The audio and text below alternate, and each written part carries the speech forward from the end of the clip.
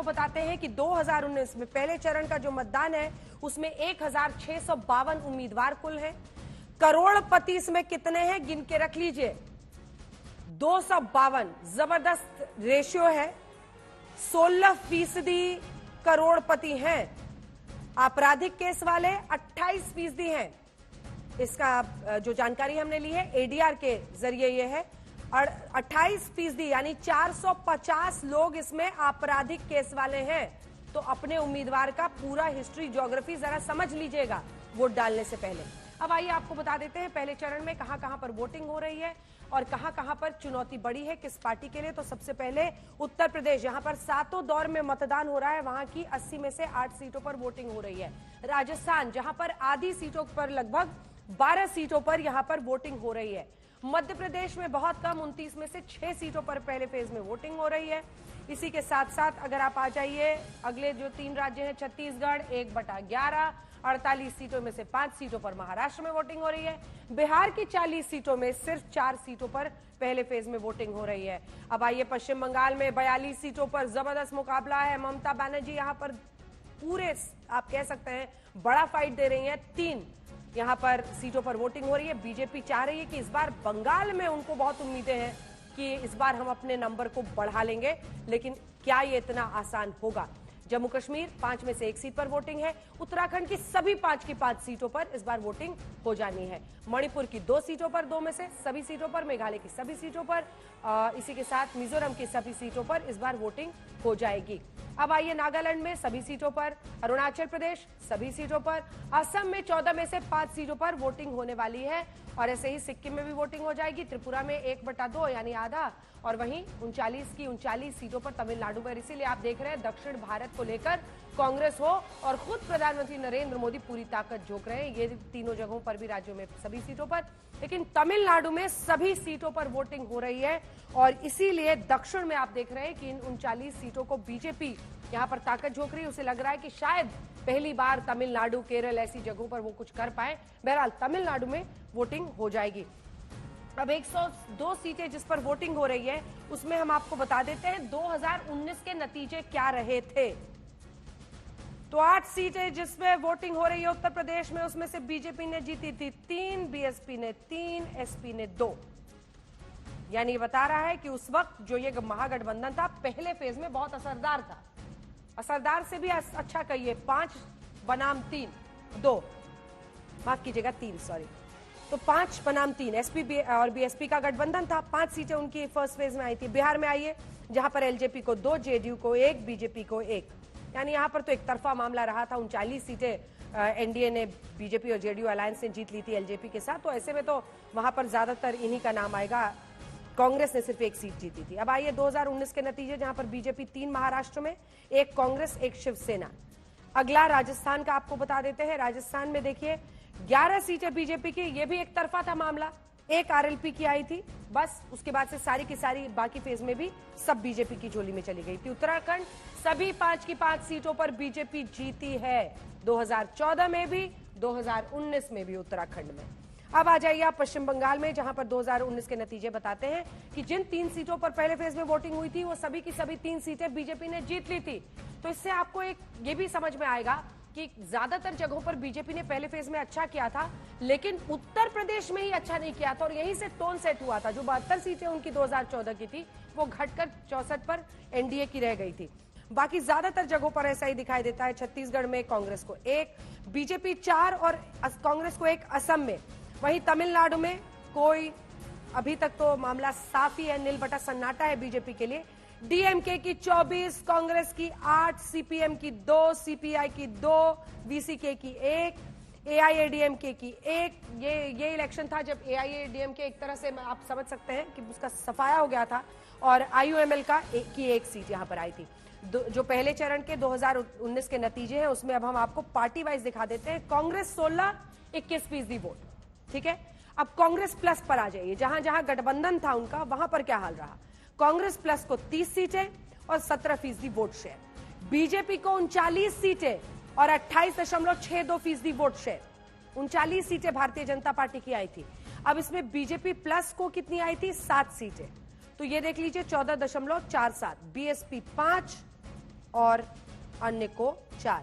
ये CSDS संजय कुमार जी की organisation की तरफ से किए हुए आंकड़े सम्मिलित हैं जो हम आपको इस वक्त दिखा रहे हैं। अब दिखा देते हैं पहले चरण वाली सीटों पर 2014 में क्या नतीजे थे, जहां पर बीजेपी को इस बार आए थे, इसमें मतलब 2019 में 39, वो बीजेपी को आए थे 46, ज्यादा सीटें आई थी। लेकिन मुझे लगता है इसमें उत्तर प्रदेश अहम रहा, उत्तर प्रदेश अहम रहा, जिसकी वजह से 46 हो गया। कांग्रेस अगर आप देखिए तो 16, उन्होंने अच्छी परफॉर्मेंस की, जहां पर 2014 में उन्हें सिर्फ 7 सीटें आई थी। इसी के साथ LJP 1, Shiv Sena 1, NCP 1, NPF 1, SDF 1, AIADMK 37 आई थी उनकी 2014 में। लेकिन उसके बाद ऐसे फिसले कि उनका सफाया ही हो गया तमिलनाडु में। पीएमके देखिए 1, सीपीएम 1, टीएमसी 3, एनसीपी 1 और एआईएनआरसी 1। पहले चरण में किसका दावा मजबूत है? 14 और 19 में अब जल्दी जल्दी हम आपको ट्रैकर के जरिए दिखा देते हैं, जिसके बाद हम बहस की शुरुआत करेंगे। बीजेपी को 2014 में आई थी 46, 19 में 41, 5 फिसले थे, यूपी का बड़ा हाथ रहा था। कांग्रेस को 7 से 2019 आते आते 14 हुआ, एलजेपी को 2 से 2 पे रह गए, जेडीयू 0 से 1, शिवसेना, ये फर्स्ट फेज की हम सिर्फ बात कर रहे हैं, जिन सीटों पर पहले दौर में मतदान हो रहा है उस पर बना के रखे। 2024 के जो चुनावी मुद्दे हैं उन सब पर चर्चा करेंगे। डॉक्टर सैयद जफर इस्लाम साहब हमारे साथ, राष्ट्रीय प्रवक्ता भारतीय जनता पार्टी के इस चर्चा में शामिल हो रहे हैं, बहुत स्वागत है आपका। अभय दुबे जी राष्ट्रीय प्रवक्ता कांग्रेस पार्टी के हमारे साथ जुड़ रहे हैं। प्रोफेसर संजय कुमार जो कि को डायरेक्टर है लोक नीति CSDS के, वो हमारे साथ यहाँ पर स्टूडियो में मौजूद हैं। आशुतोष जी पॉलिटिकल एनालिस्ट के तौर पर हमारे साथ स्टूडियो में मौजूद है, जो कि चर्चा करेंगे। सबसे पहले आपके पास आते हुए, देखिए इस बार आप यूपी में 80 की 80 सीटें जीतने का दम भर रहे हैं, लेकिन पिछली बार आप फिसले थे। 2014 के मुकाबले 2019 में ही आप फिसल गए थे। फिर कैसे आपको लग रहा है कि इस बार सभी की सभी सीटें आ जाएंगी? मुकाबला बड़ा है, जबकि कांग्रेस ने बल्कि 2014 के बनाम 19 अपने नंबर्स बढ़ाए थे। फर्स्ट फेज की बात हो रही है। जी अंजना जी, मैं फर्स्ट फेज की बात कर रहा हूँ, जो 102 सीटों पर जो इलेक्शन होने वाले हैं, मतदान होने वाले, उनकी ही बात कर रहा हूँ। देखिए, जहां तक भारतीय जनता पार्टी का सवाल है, हर फेज में, हर प्रांत में जहां भी इलेक्शन हो रहे हैं, हर स्टेट्स में हम अच्छा करेंगे। आपने ओपनिंग रिमार्क्स में 2-3 बातें कही, पहले मैं उसका जवाब देता हूँ। आपने बोला नील बटा सन्नाटा, आपने बताया तमिलनाडु के बारे में। मैं आपको बताना चाहता हूँ कि इस बार तमिलनाडु में रिकॉर्ड विन होगा भारतीय जनता पार्टी। कितनी सीटें? कितनी सीटें? देखिए, कम से कम हम बता रहे पूरे साउथ को अगर लेके तो हमने 27 सीटें 28 सीटें थी पिछले बार, इस बार हम 60 प्लस में होंगे मिनिमम, सिर्फ साउथ में। और कोई ऐसा प्रदेश नहीं होगा जहां हमको ये आपके अल्फाज वापस लेने पड़ेंगे, नील बटा सन्नाटा वाले अल्फाज है ना, वापस लेने पड़ेंगे। 19 बता रही थी, इतना इमोशनल सेंसिटिव काहे सब हो गए हैं भाई? हम तो 19 का बता रहे थे सर। 19 में 19 का रिजल्ट थोड़ी बदल जाएगा, 19 का रिजल्ट नहीं बदलेगा, 24 का रिजल्ट हो सकता है कुछ और है। मैं वही कह रहा हूँ कि कभी फिर से आपको ऐसा मौका ना मिले बोलने का नील बटा सन्नाटा, इसलिए हम हर प्रदेश में अच्छा रिजल्ट लाएंगे। और खास के जो आप बता रहे थे तमिलनाडु के, वहां भी बहुत अच्छा परफॉर्मेंस रहेगा। और जहां तक उत्तर प्रदेश की बात कर रहे हैं, इस बार बिल्कुल साफ, तो पिछले बार में थोड़ी कसर रह गई थी, उस चीज का हम लोगों को जानकारी भी है, और उस चीज को हम लोगों ने कोर्स करेक्शन भी हुआ है। और इस बार हम 100% मायावती जी अलग लड़ रही है, इससे लग रहा है मायावती जी अलग लड़ रही है।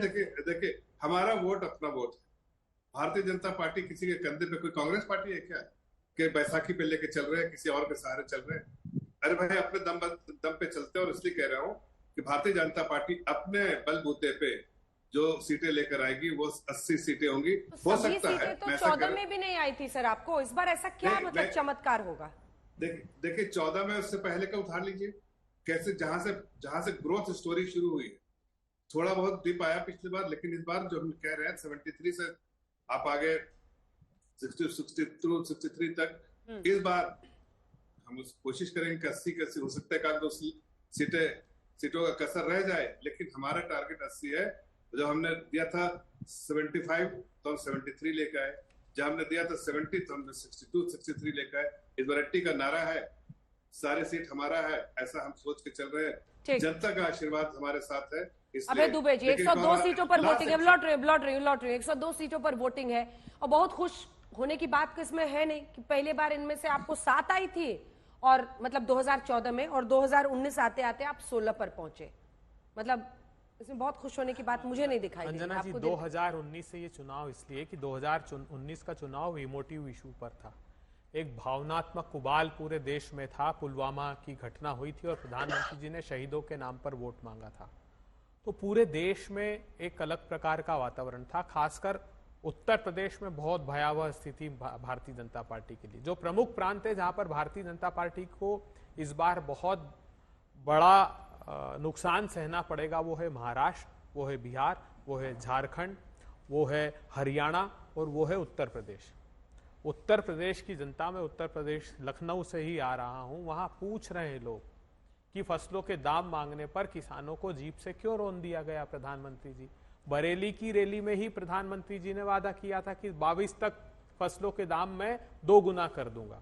उत्तर प्रदेश पूछ रहा है वो गैस का सिलेंडर। विधानसभा चुनाव में अमित शाह साहब वादा करके आए थे, होली दिवाली फ्री ले लेना।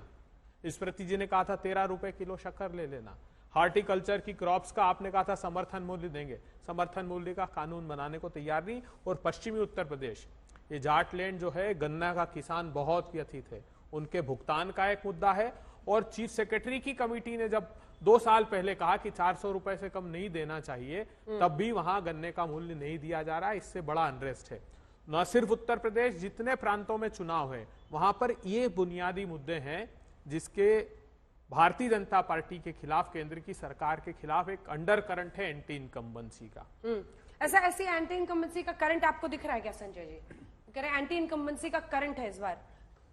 नहीं, मुझे तो नहीं लग रहा है कि करंट है, क्योंकि अगर हम अलग अलग चीजों की बात करते हैं कि सरकार की उपलब्धि क्या है, कुछ चीजों पर लोगों की चिंताएं हैं। बेरोजगारी हो, महंगाई हो, किसानों की स्थिति हो, इन सब चीजों पे लोगों ने चिंताएं जताई हैं। हाल ही में हम लोगों ने एक सर्वे किया और आंकड़े बहुत साफ दिखाते हैं कि बड़ी संख्या में लोग कहते हैं बेरोजगारी बढ़ी है, नौकरी पाना आसान नहीं है, महंगाई भी बढ़ी है। लेकिन कुछ और ऐसी चीजें हैं जिस पर लोग सरकार को ऑलमोस्ट 100 में 100 नंबर दे रहे हैं। अगर आप कहें हिंदुत्व का मुद्दा, तो कहते हैं हाँ, हिंदुत्व, हिंदू आइडेंटिटी बढ़ी है, राम मंदिर का निर्माण हुआ है, प्रधानमंत्री मोदी ने देश की छवि दुनिया में ऊंची बढ़ाया है, प्रधानमंत्री मोदी एक तरह से ऑनेस्ट सरकार देने में सफल हुए, एक मजबूत सरकार। तो कई ऐसी चीजें हैं जिस पर लोग अपनी चिंता जताते हैं, लेकिन कई ऐसी बातें भी हैं जो सरकार के कामकाज की तारीफ भी लोग करते हुए दिखाई पड़ते हैं सर्वे में। आपको करंट नहीं दिख रहा ना, मतलब मैं सवाल को बदलती हूँ। कई मुद्दों पर जनता में नाराजगी होना, लेकिन क्या उसका एक्स्ट्रापोलेशन ऐसा होगा कि वो किसी दूसरी पार्टी की तरफ चले जाएंगे? नहीं, इस तरह की चीज तो मुझे बिल्कुल दिखाई नहीं पड़ती, जिसको हम अंग्रेजी में शब्द कहते हैं एंटी इनकम्बेंसी। ऐसी चीज तो मुझे बिल्कुल भी नहीं दिखाई पड़ रही है। जो सर्वे अभी हम लोगों ने किया, देशव्यापी सर्वे था, 19 राज्यों में सर्वे किया, 10,000 से ज्यादा सैंपल था और ये नेशनल रिप्रेजेंटेटिव सैंपल है। गरीब, अमीर, गांव में रहने वाले, शहर में रहने वाले मतदाता, लेकिन एंटी इनकम्बेंसी नाम की कोई चीज मुझे इसकी आहट दिखाई नहीं पड़ रही। ठीक है, छोटा सा भेजिए, क्योंकि मैं आप ही के सर्वे की बात कर रहा हूं।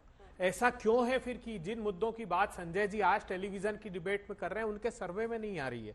उनके सर्वे में आ रहा है 27% बेरोजगारी, 23% महंगाई, 8%, लेकिन 50% सबसे पहली लाइन उनकी बेरोजगारी ही थी। नहीं, 58% लोगों के कंसर्न हैं भ्रष्टाचार, बेरोजगारी, महंगाई। तो फिर ये बात देश की जनता ने क्यों नहीं कही कि राम राज्य की अवधारणा को चरितार्थ इसी से तो किया जाता है? ये क्या है? अगर इन पर काबू पा लिया होता तो वो राम राज्य होता। इसलिए उस पर वोट, इन भावनात्मक विषय पर एक बार वोट हो गया 2019 में, इस बार नहीं होगा। इस बार सही मूल्यांकन सरकार का किया जाएगा। और इलेक्टोरल बॉन्ड का स्कैम, वित्त मंत्री के पति कह रहे हैं कि पूरे विश्व का सबसे बड़ा स्कैम है, जिसके दाग इनसे धोए नहीं धुलेंगे।